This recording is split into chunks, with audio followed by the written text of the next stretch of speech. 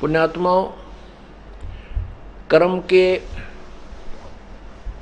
जो पाप कर्मों के कारण जो कष्ट दुख होते हैं उनको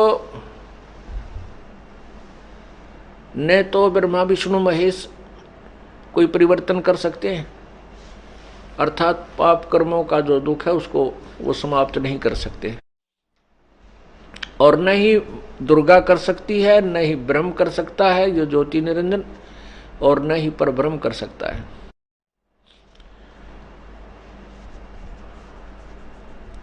उसको केवल पूर्ण ब्रह्म, परम अक्षर ब्रह्म, वो परमात्मा ही कर सकता है।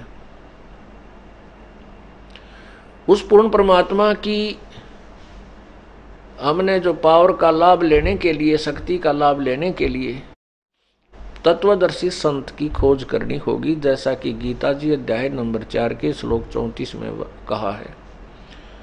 क्योंकि गीता ज्ञान दाता अपने सतर की जो जितना उसको ज्ञान है वो बता ही रहा है पूरी गीता जी में। फिर वो कहता है कि उस पूर्ण परमात्मा, परम अक्षर ब्रह्म, जो गीता जी अध्याय नंबर 8 के श्लोक नंबर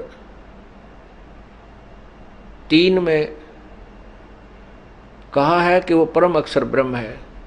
गीता जी अध्याय नंबर 7 के श्लोक नंबर 29 में गीता ज्ञानदाता कह रहा है कि मैं जो ज्ञान दे रहा हूं, मेरे इस ज्ञान पर जो आश्रित हो जाते हैं और फिर वो तत्वदर्शी संत की खोज कर लेते हैं, उस तत्वदर्शी संत से प्राप्त ज्ञान के आधार पर फिर वो संपूर्ण कर्मों से परिचित हो जाते हैं, पूरे आध्यात्मिक ज्ञान से परिचित हो जाते हैं, और वो फिर उस तत्व ब्रह्म से, उस परमात्मा से भी परिचित हो जाते हैं।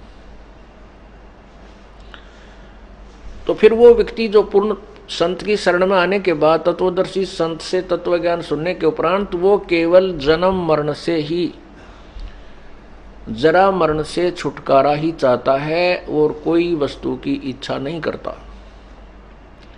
ये 7वें अध्याय के 29वें श्लोक में कहा। 7वें अध्याय में कुल 30 श्लोक हैं। फिर 8वें अध्याय के प्रथम ही श्लोक में अर्जुन ने पूछा कि परमात्मा, हे भगवान, वो तत्ब्रह्म क्या है, कौन है वो तत्ब्रह्म? किम तत्ब्रह्म अध्यात्म, किम अधिभूत पुरुषोत्तम। उसका 8वें अध्याय के 3रे श्लोक में गीता ज्ञान दाता प्रभु ने उत्तर दिया है कि वो परम अक्षर ब्रह्म है।